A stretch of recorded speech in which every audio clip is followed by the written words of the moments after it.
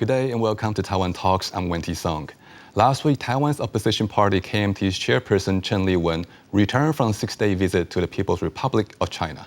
On April 10th, she shook hands with Chinese President Xi Jinping and proceeded to hold a bilateral summit that reminded viewers of scenes from previous KMT and CCP summits, like the 2005 Lianhu Summit and the 2015 Ma-Xi Summit.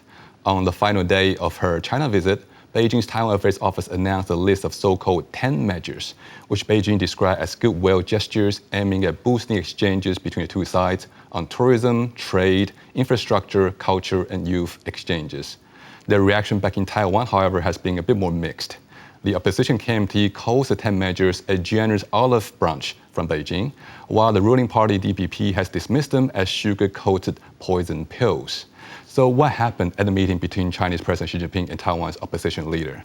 Are China's 10 new policy measures on Taiwan a case of goodwill gesture or weaponization of trade?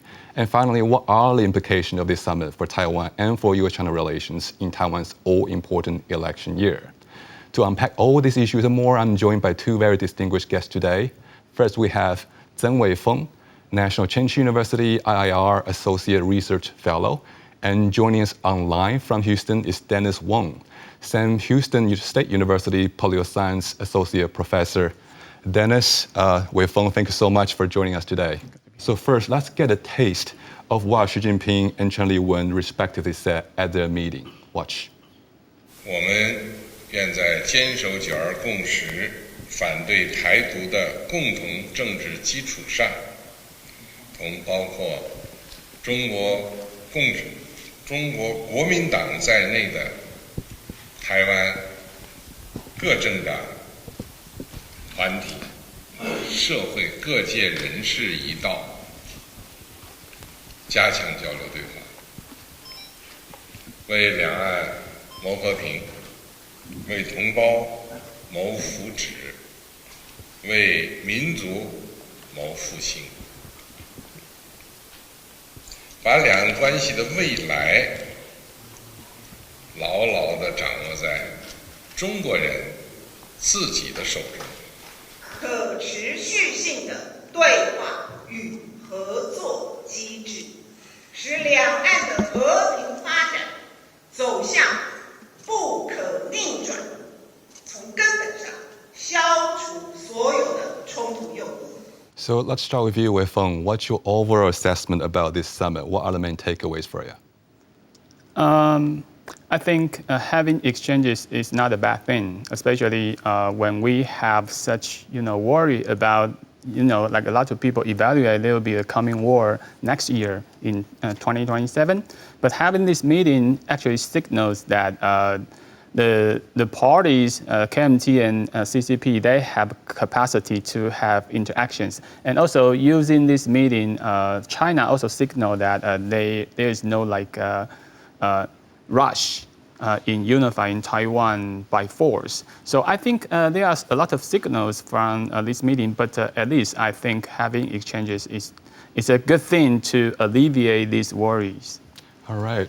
And how about you, Dennis? What's your overall assessment of this summit between the two sides? If I had to, summarize the summit in a way that we try to describe and explain the situation, I would say it is a mixed development, but Beijing gained far more than the KMT, while Cheng Li-wun, Chairwoman Cheng Li-wun, clearly gained personal political level. At the national level, the positive side is that at the time, a very high tension across Taiwan Strait, almost no official contact across Taiwan Strait. The dialogue is at least come back on the table for many people in Taiwan who worry about the situation. This reopening dialogue could potentially bring some hope back on table. But the bigger concern is that the strongest signal from this summit, is that was not the KMT's message, it was Beijing's message, Beijing's narrative. What Beijing wants to project is that the cross-strait relations are ultimately moving toward peaceful reunification, and that history and time are on Beijing's side. I think that's the narrative that Beijing like to convey through this summit. Of course, at the party level, the impact are uneven. The KMT may bring a mixed feeling back to Taiwan. But as I mentioned, at the personal level, Chairwoman Cheng Li-wun definitely gained a lot for her personal political gain because he was considered the weakest chairperson in KMT's history, but now he actually ride down the momentum and bring a lot of attention on herself. So he become a real political figure considering, in the future, dialogue with other people in Taiwan. All right, so we see KMT chairperson Cheng Li-wun then emerging into a true A-lister politically, becoming heavyweights. I think that's a major point scoring for her. And then let's talk about the other issue, which is about Xi Jinping, or rather CCP and Beijing in general, gaining a lot from this. What's your take, Wei Feng? Did Xi Jinping and Beijing get what they wanted? What did they get, and what did they potentially give up in getting it? Yeah, I think I agree with Dennis.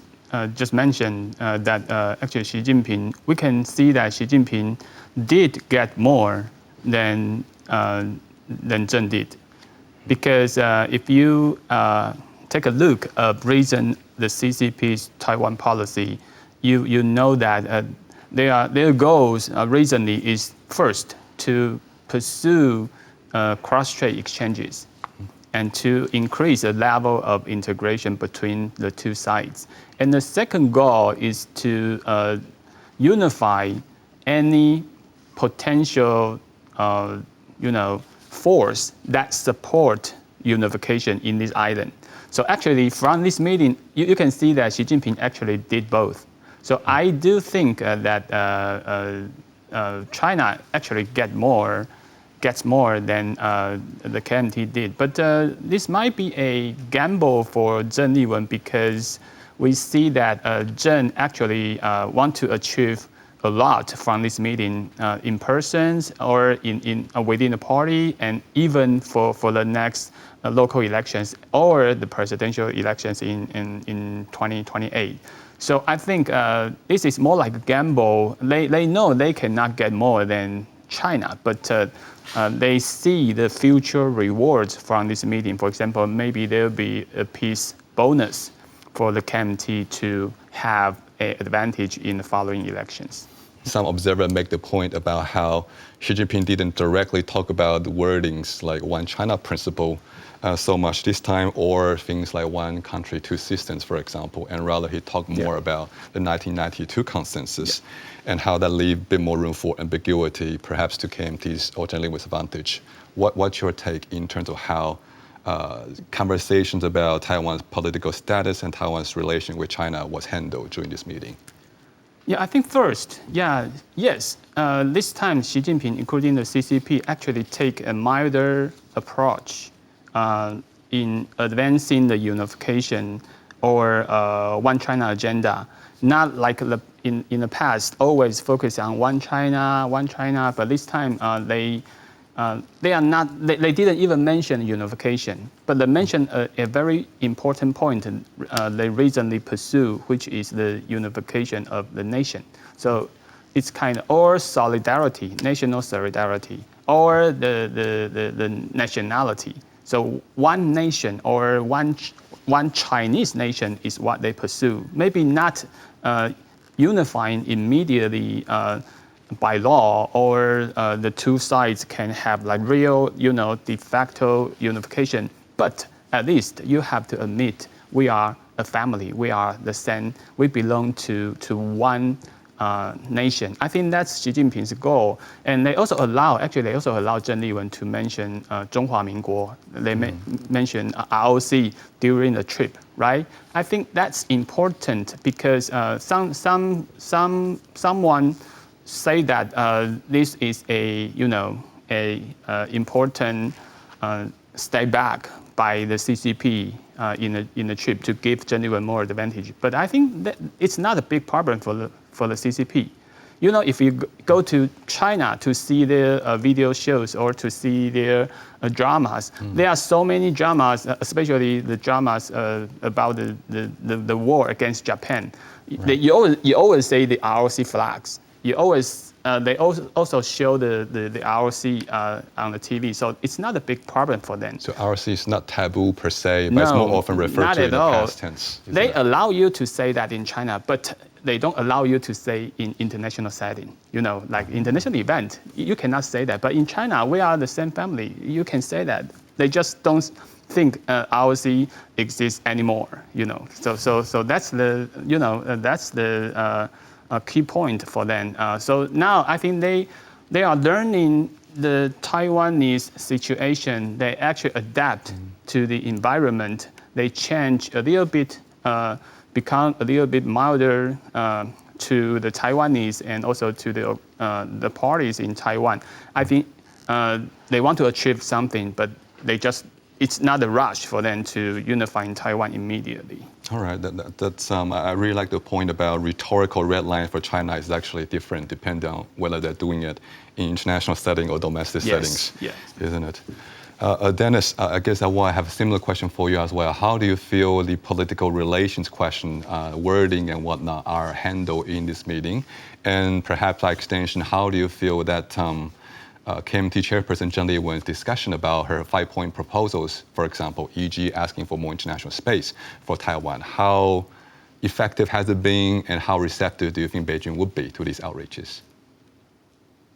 Well, apparently the handling of this, political summit during this meeting was very strategic. The most sensitive, the so-called sovereignty questions were intentionally blurred, but the overall political direction was very clearly defined. Even though they didn't mention the one China, two system or one part, one China, two system or one Chinese country. But the thing is, Beijing did not push the most controversial sovereignty language is for a reason, as I mentioned, strategically moved, right? It tried to avoid the sharpest, phrasing, but at the same time, it tried to show a very kind, warm welcome. As I mentioned, this is very strategic. For Taiwan, this actually means something. It means you have to be very cautious. The cautious is needed because a softened tone can sometimes be more political influential than the harder one.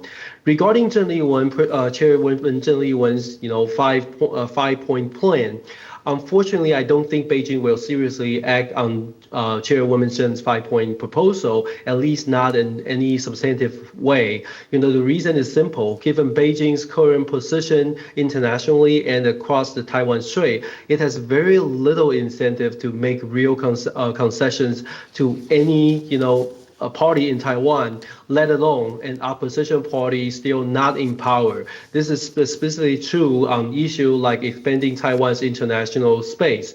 So on this specific question, the so-called 5-point plan, I think Beijing willing to allow Chairwoman Cheng Li-wun to speak out, to express what KMT want is already showing the Beijing try to play strategically. Allowing you to say something in front of Beijing is kind of a welcoming signal. But as I mentioned, in reality, they will not take it very seriously.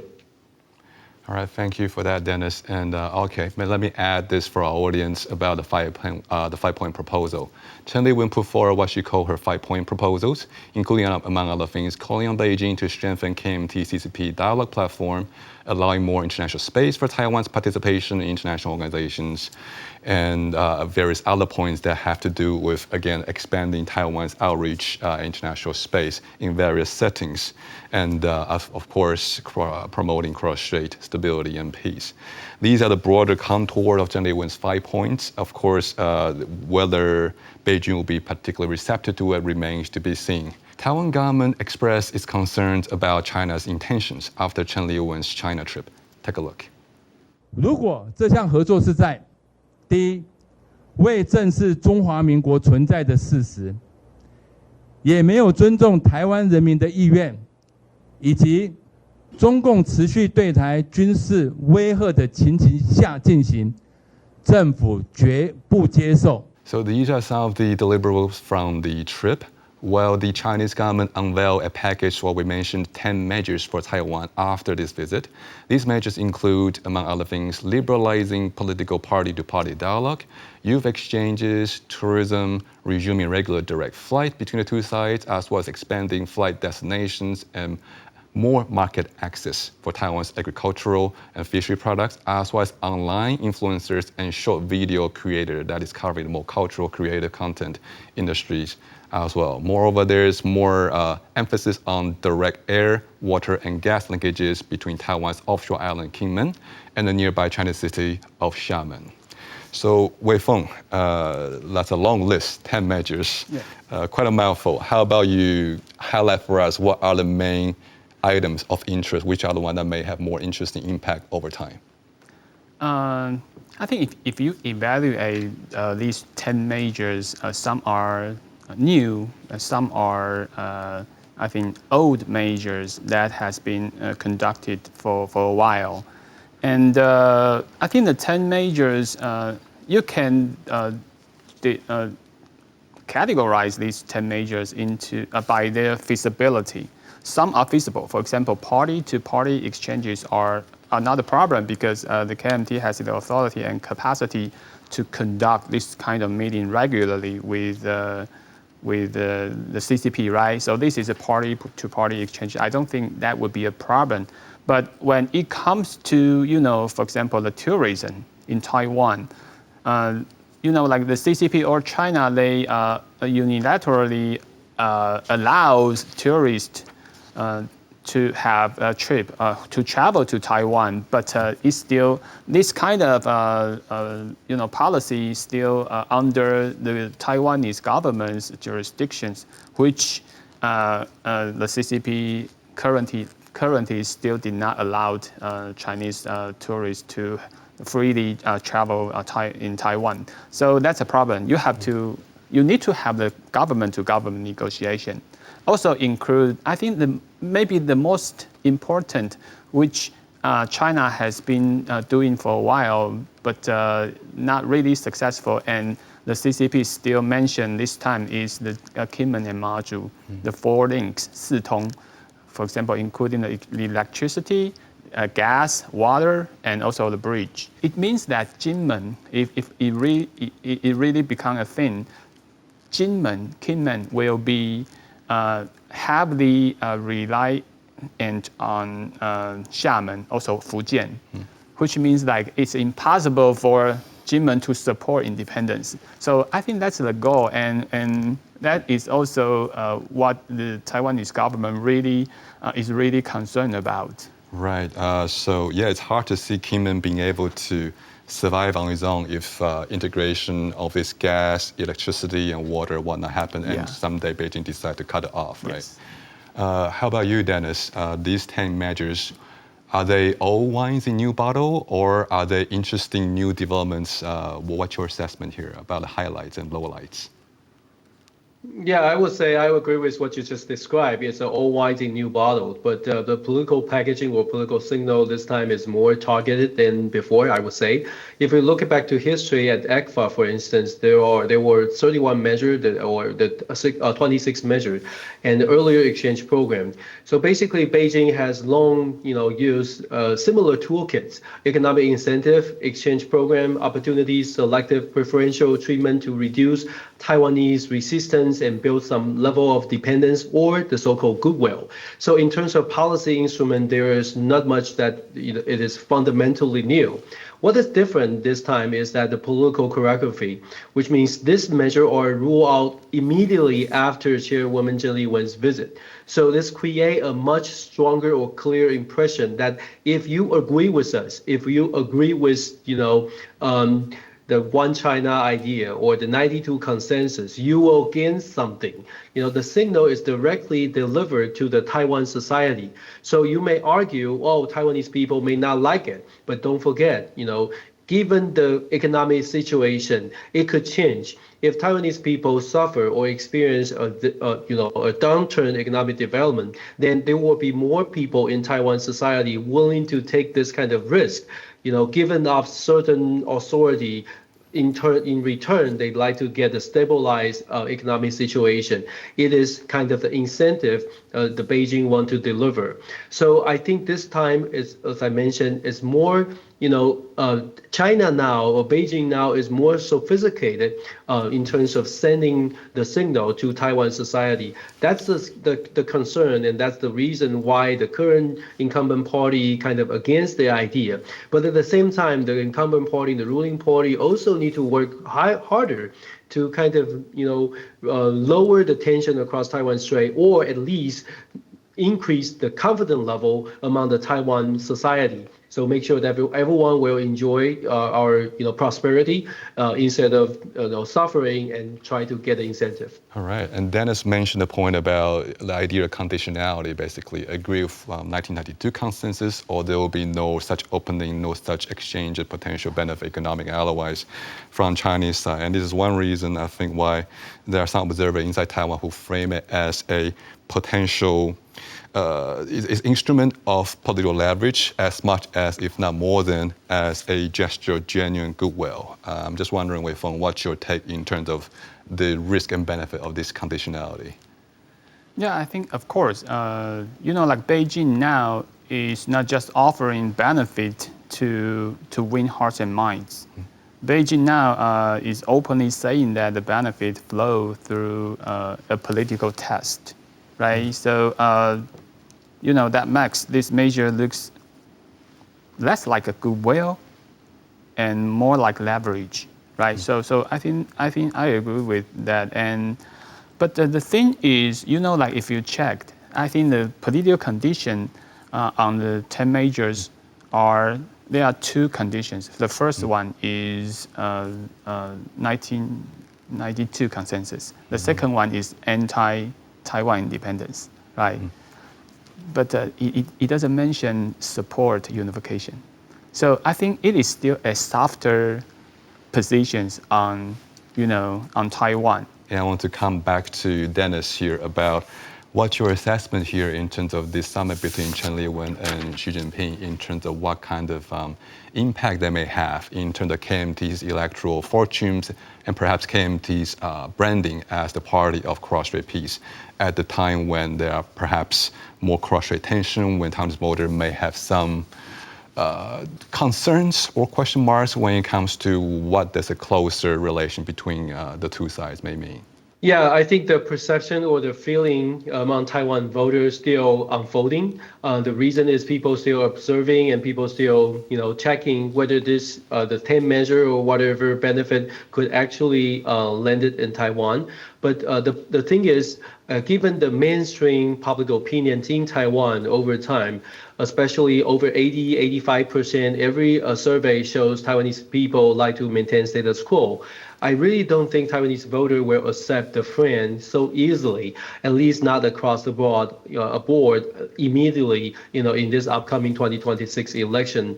Of course, you can imagine, or you already see this kind of situation, that deep blue supporters will likely agree, and they are energized by this summit, because they already believe the cross-strait relation engagement is definitely a positive thing to do, and the dialogue will definitely reduce the risk of conflict, and the CCP is no longer the previous CCP. They are benign power. They are very kind because we are all one family. For this kind of group supporters, the measure, all the activities, all the interaction looks like a peaceful movement. But for centralists, for the median voters, they will be very skeptical, and they like to wait and see, especially from now to the November midterm election. There will be a lot of development across Taiwan Strait, especially when we talk about the potential 5-point plan, whether those things can be implemented, whether the KMT can actually deliver some policy could potentially real benefit Taiwan society. So as I said, the median voter, the independent voter will still wait and see. And I doubt that public opinion will shift immediately dramatically toward, the peaceful dialogue. Because as I mentioned, over the years, Taiwanese people really concerned the rising China will take over Taiwan and force Taiwan to to accept whatever they said.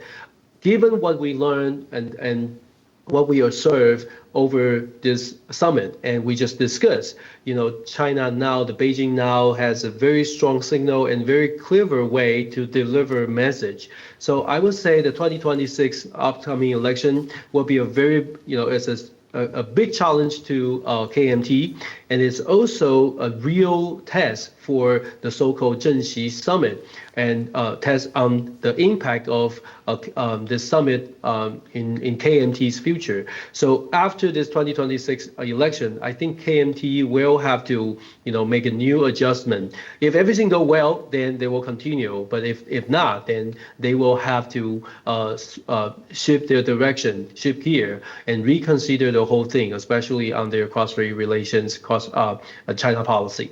All right, that's all the time we have. But I'd like to thank you, Wei Feng, for joining us in studio, and thank you, Dennis, for staying up for us from across the Pacific. Thanks, guys.